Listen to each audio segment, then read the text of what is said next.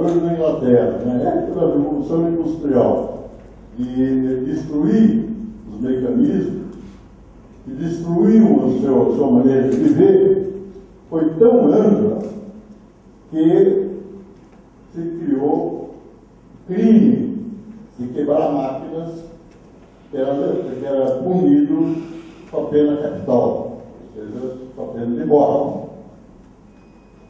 Houve uma repressão extremamente violenta aos trabalhadores que ousavam enfrentar a concorrência capitalista, destruindo as fábricas.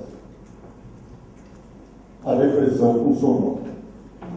Depois de alguns anos, era arriscado demais tentar destruir as fábricas. Os sindicatos nascem junto com o capitalismo industrial. Os sindicatos são, digamos, a versão moderna da corporação de ofício. Quem tinha sindicatos eram os trabalhadores qualificados. No início da indústria, os trabalhadores eram contratados da seguinte maneira. Isso é bem interessante, porque durou séculos.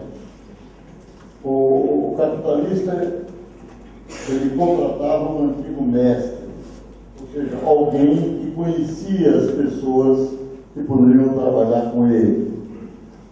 E era o mestre que contratava os trabalhadores, vamos dizer, não qualificados, e ensinava eles o que fazer. Está claro isso? 10% dos trabalhadores sabiam, conheciam o trabalho e tinham autoridade, e eram, na verdade, o patrão direto de todos os outros. Os sindicatos que surgem são sindicatos de trabalhadores qualificados, trabalhadores que conhecem, ganham muito melhor e têm mais autonomia, consequentemente, e que têm, na verdade, uma autoridade dentro da estrutura da fábrica capitalista.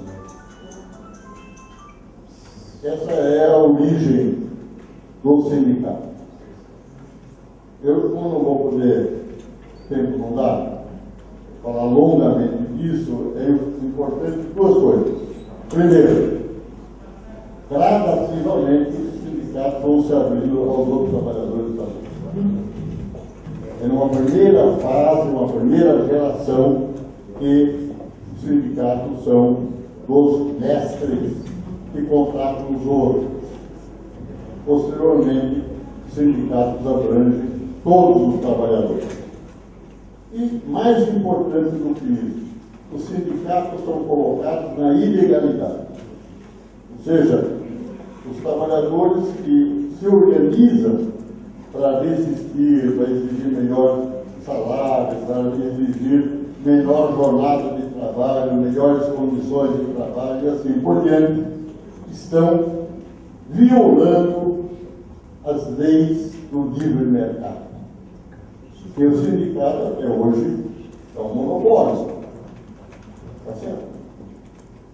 Um sindicato bem organizado, que tem todos os trabalhadores afiliados a ele, pode impor, através da greve, as suas reivindicações. A greve começa a ser praticada a partir desses do que eu estou contando. E a greve foi considerada absolutamente um crime. Na Inglaterra, os juízes condenavam os sindicalistas e os trabalhadores, todos os que faziam. Vocês lembram do regime militar aqui? Quando não havia greve possível, quando havia greve, eles prendiam todos os grevistas, depois torturavam para saber quem eram os cabeças e assim por diante. Não estou inventando, isso aconteceu no Brasil no século passado. Infelizmente aconteceu. Na Inglaterra, os trabalhadores que ousavam fazer greve, ousavam se organizar em sindicatos clandestinos, evidentemente, eles eram, em geral, degredados, eram condenados a viver na Austrália. Para quem não é muito forte em geografia, a Austrália fica nos antípodas, ela fica do outro lado do mundo, e a navegação era vela. Levava-se 6 meses para sair da Inglaterra e chegar na Austrália. E mais da metade das pessoas morriam na viagem. Portanto, ser degradado era praticamente uma meia sentença de morte. A Austrália toda e a Nova Zelândia foram povoados por degredados da classe operária inglesa. É uma tragédia.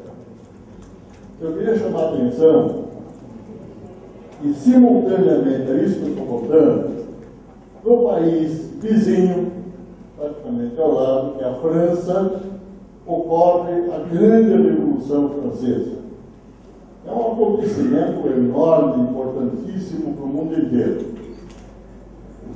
Os reis são guilhotinados, nobres também, depois, e se declara a democracia através de leis, se inventa a Constituição.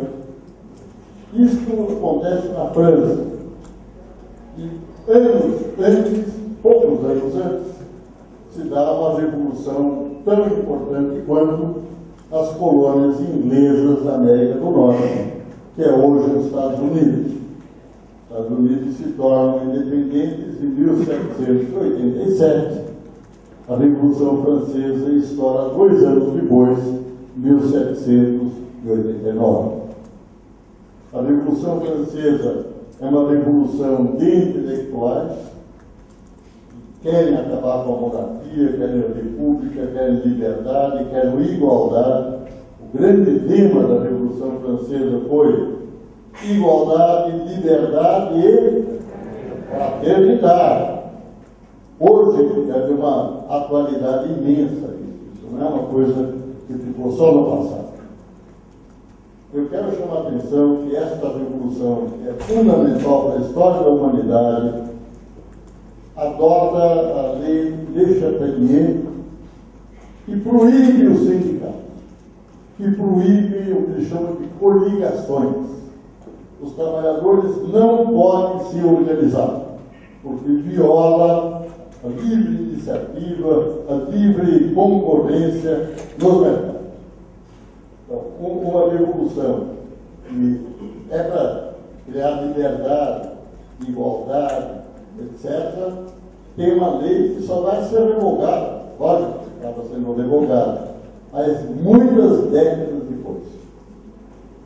Então nós temos na história do sindicalismo um período em que o sindicalismo é violentamente reprimido nos 2 países em que a Revolução Industrial de fato cria a nova classe proletária, na Inglaterra e Escócia e na França. Portanto, é uma história, eu diria, heróica, violenta, mas que, digamos, é o início de alguma coisa que ainda hoje é de uma atualidade, vocês são prova viva disso. Eu vou falar agora de cooperativas. Cooperativa, como nós a conhecemos hoje, ela foi bolada, foi inventada, se vocês quiserem, por um industrial inglês chamado Robert Owen. Owen é O-W-E-N. Ele era uma figura absolutamente fundamental para essa aula que eu vou ter. Owen é um homem que começa por ser diretor de uma fábrica, de uma grande fábrica de fiação e tecelagem. As fábricas na época não tinham jornada de trabalho limitada. Trabalhava-se até cair morto de cansaço. E nessas fábricas trabalhavam homens, mulheres e crianças. Criança de 5 anos que já podia ficar de pé e eventualmente chamar a atenção se o fio se rompia, se a criança estava parando, e ficava lá até não conseguir mais ficar de pé. Era a mortandade dos trabalhadores era uma coisa trágica, o que fez com que alguns industriais começassem a reclamar o que estava se fazendo com a classe trabalhadora. Estavam preocupados que, muito em breve, a Inglaterra não teria mais trabalhadores, que morriam muito cedo. Trabalhava-se 15, 16, 17 horas por dia, crianças eventualmente um pouco antes, porque adormeciam ao pé da máquina. Havia, evidentemente, muitos acidentes e assim por diante, e a vida humana era muito difícil. Havia efetivamente essa discussão. Se nós não protegermos os trabalhadores, não teremos trabalhadores no futuro, muito breve. A primeira grande luta por legislação trabalhista foi a jornada de trabalho, 1833. Já há uma certa indústria na Inglaterra, bastante grande, muitos trabalhadores, e pela primeira vez a Câmara dos Deputados aprova uma lei limitando o tempo de trabalho dos trabalhadores. E cria-se com essa lei os inspetores de fábrica. Isso tudo é muito importante, porque nós somos os herdeiros da legislação do trabalho, etc., foi que começou a ser conquistado. Então, e houve novas lutas. Primeiro, a jornada de 12 horas, que custou muita briga, acabou se conquistando. Depois passou de 12 horas para 10 horas, e os trabalhadores inventaram que queriam trabalhar somente 8 horas. A jornada de 8 horas levou várias gerações até ser conquistada. E só depois da Segunda Guerra Mundial, ou seja, 1945, nós, trabalhadores, na Inglaterra, novamente, conquistamos a chamada Semana Inglesa. Me lembro disso, eu era um jovem metalúrgico na época, e era uma novidade, não trabalhar aos sábados, a semana dos 5 dias, a semana de 40 horas. Ainda nós não conseguimos a semana de 40 horas no Brasil. Os sindicatos estão lutando contra essa.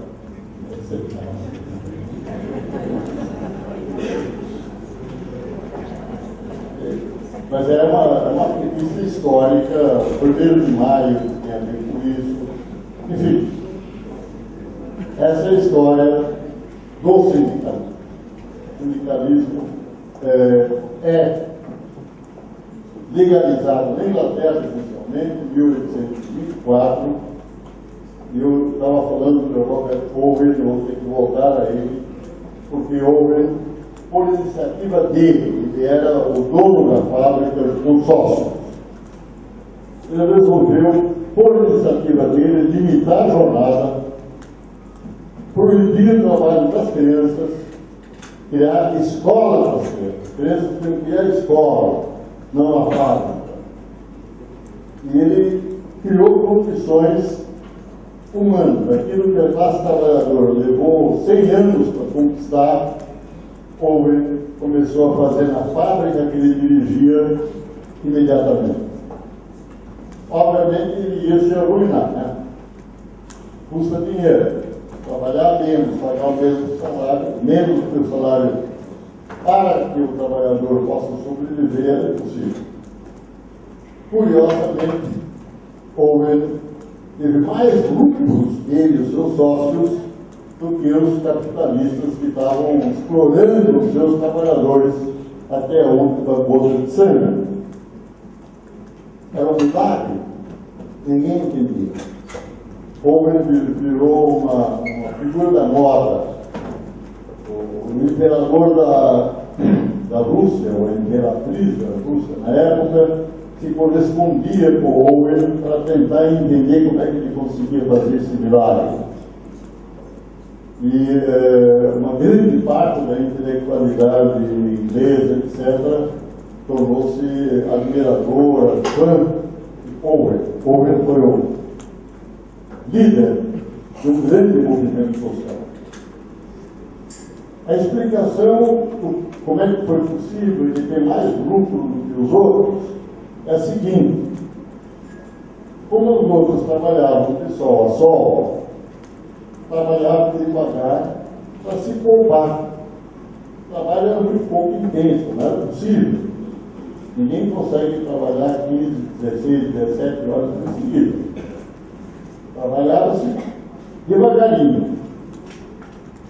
Na fábrica de Owen, trabalhava-se intensamente. Você trabalhava só 10 horas por dia.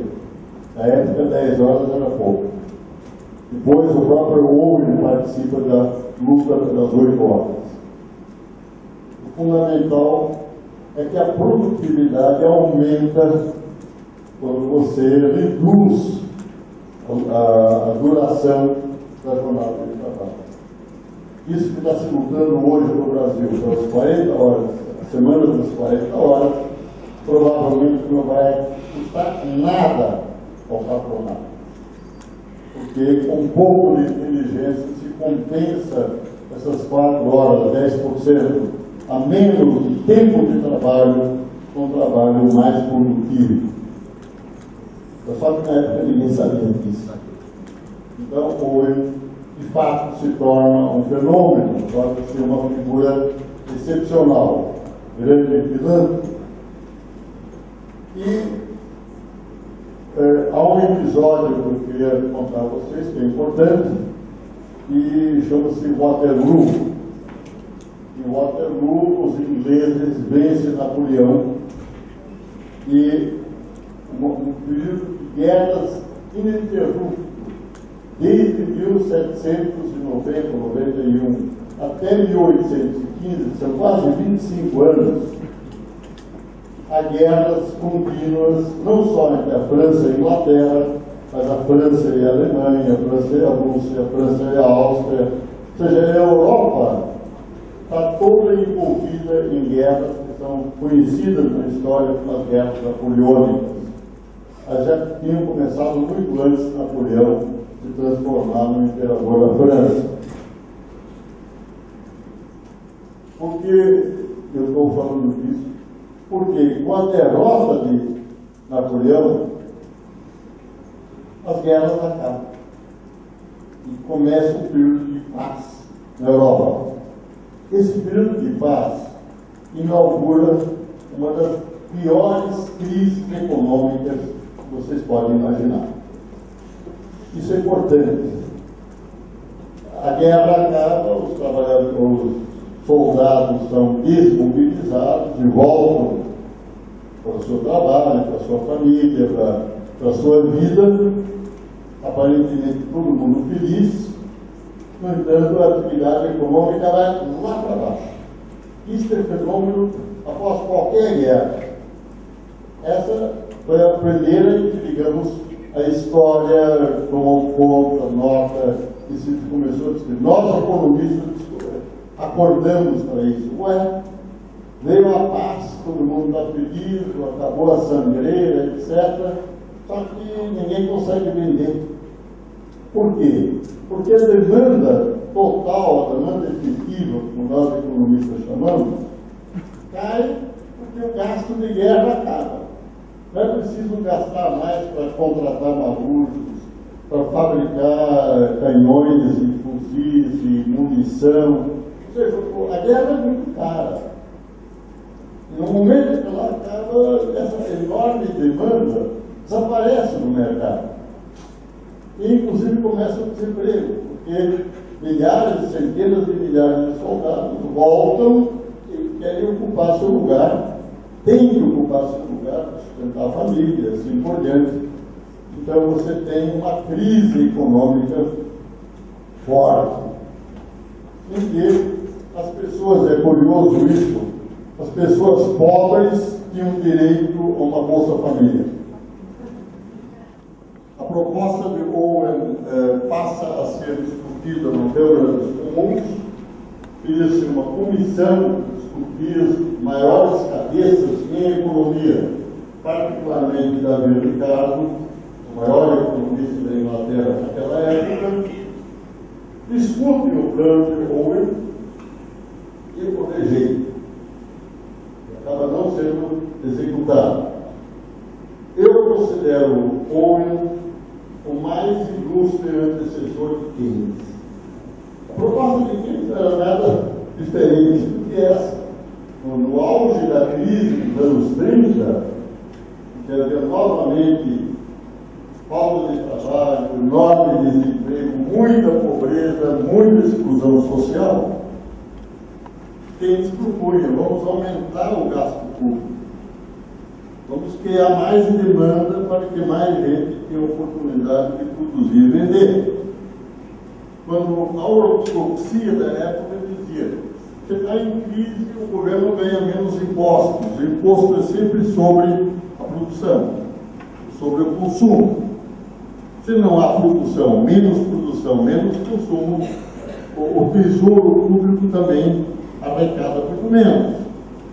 Se o tesouro arrecada menos, o governo tem que cortar os gastos, desde os gastos sociais.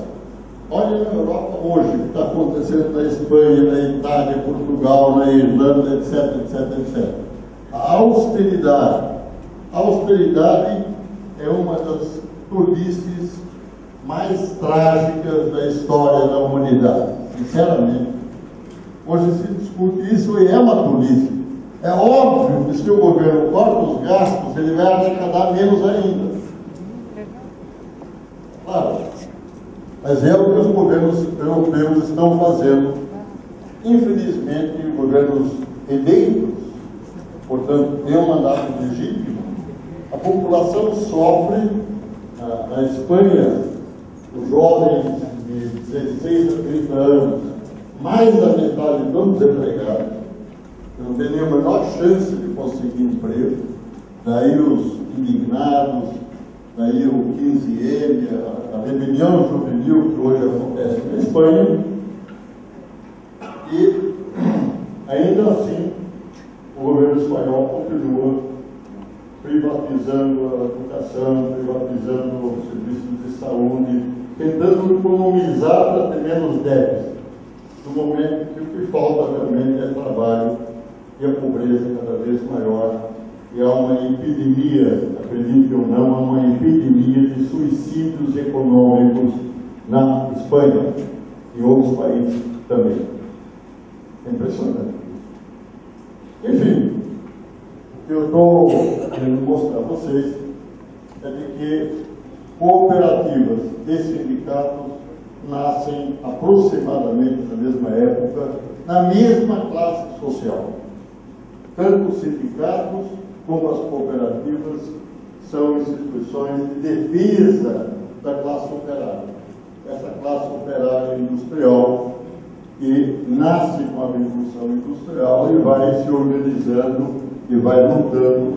A grande luta dos trabalhadores da classe operária industrial é pelos direitos políticos.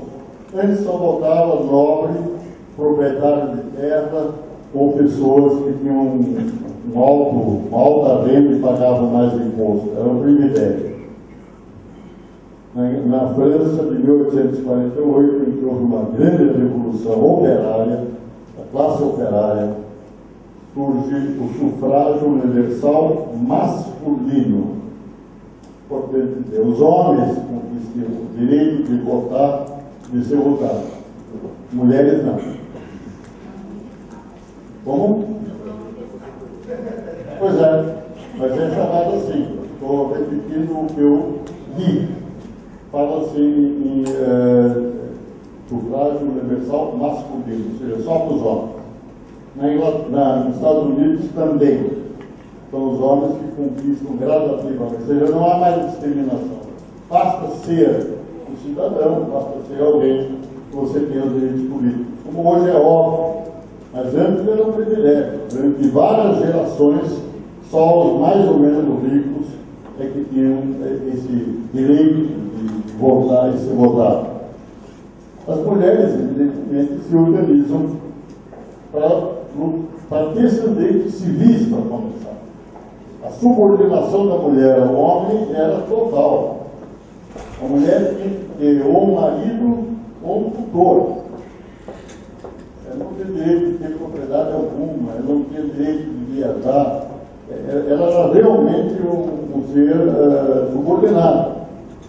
E o feminismo, que é hoje um grande movimento social, continua tão atual como nessa época que todos escrevemos. O feminismo nasce da luta contra a escravidão negra. É interessante isso. Nos Estados Unidos, e como no Brasil, a escravidão negra era extremamente importante, havia um movimento abolicionista, isso no século XIX. E era basicamente de homens. Mas as mulheres estavam se organizando e resolveram também lutar pela liberdade dos escravos. Organizaram uma delegação e foram aos homens, a uma reunião de abolicionistas, se juntar a eles, reforçar o movimento. Qual foi a reação dos homens? Vocês imaginam? Eles dizer, olha, vocês vão para casa, vão para a cozinha, vão cuidar dos filhos, isso não é coisa de mulher, isso é política. Enfim, elas foram repetidas. Aí elas se reuniram sozinhas, verificaram que elas eram quase tão escravas quanto os escravos negros. E despertaram a sua condição e começaram a dizer, nós vamos primeiro lutar por nós próprias, para nós depois podermos lutar pelo direito dos escravos. E aí surge o feminismo, que é um movimento que, desde essa época, essa primeira metade do século XIX, se prolonga até hoje. Com grandes conquistas, diga-se de passagem, hoje as mulheres não são mais tão oprimidas como foram sempre, conquistaram o direito de trabalhar, de estudar, entraram em todas as profissões, temos juízes, temos generais, mulheres, enfim, não há nada mais, nenhum obstáculo, presidente inclusive, até presidente. Não por acaso. Cada vez há mais presidentas no mundo inteiro. Não é só no Brasil. Nós somos até atrasados a esse respeito. Em relação aos direitos políticos femininos, o Brasil foi relativamente pioneiro, vamos dizer, um dos primeiros. O voto feminino, o direito de votar e ser votado, é de 1932. E foi praticado pela primeira vez nas eleições de 1934. Já vai lá 80 e tantos anos. 34, né? No ano que vem, 14. Então, portanto, uma data que acho que nós deveríamos todos comemorar. É extremamente importante. O cargo universal, obviamente, tem que incluir todas as mulheres. Bom, eu vou falar agora, já estou falando aqui mais do que eu deveria, mas eu quero ter algum tempo ainda para trocar ideias. Se trata agora do seguinte: como eu disse antes, a condição proletária era uma maldição. O trabalhador não tinha nenhum direito. Com a luta pela democracia, é óbvio que os trabalhadores tornaram-se maioria. A maioria dos eleitores eram ou trabalhadores diretamente, ou parentes, filhos, esposa, pais e trabalhadores. Então, o trabalhador assalariado passou a ganhar sucessivamente direito a férias, uma coisa que foi revolucionária, só surgiu nos anos 30 na França, e a partir daí, evidentemente, se espalhou para o mundo inteiro.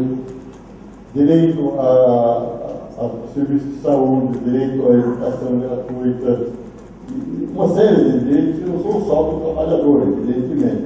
O trabalhador torna a condição do trabalhador uma condição mais digna. Se pode falar que o trabalhador torna-se um cidadão, portador de direitos como os outros. A democracia, a meu ver, é a maior conquista da humanidade. Se é alguma coisa que nos torna mais felizes, menos oprimidos, todos, homens e mulheres, quem vocês quiserem, foi a democracia.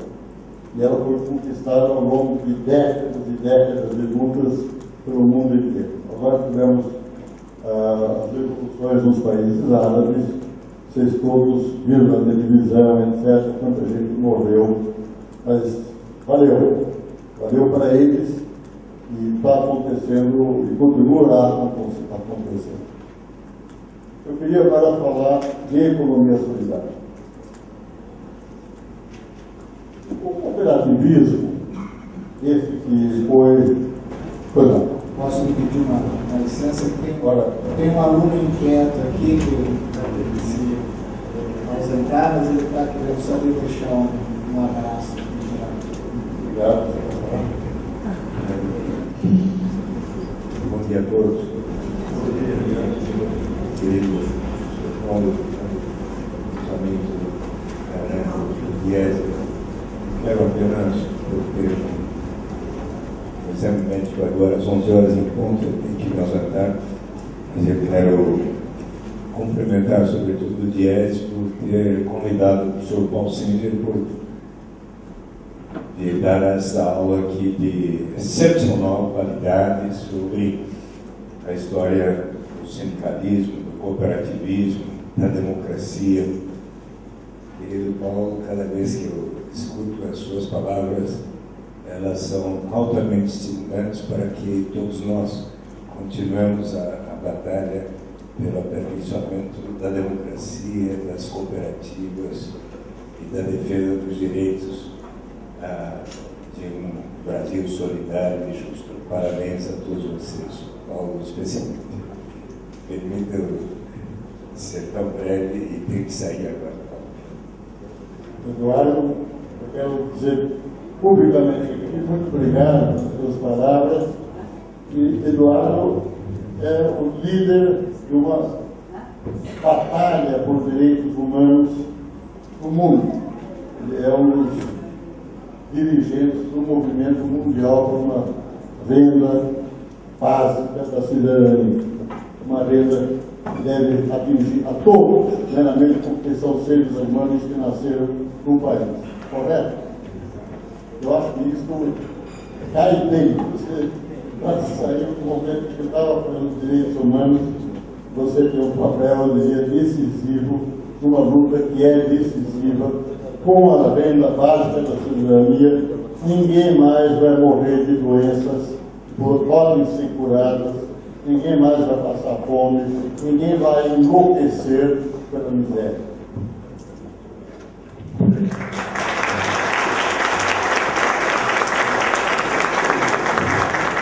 Agradecer a presença do senador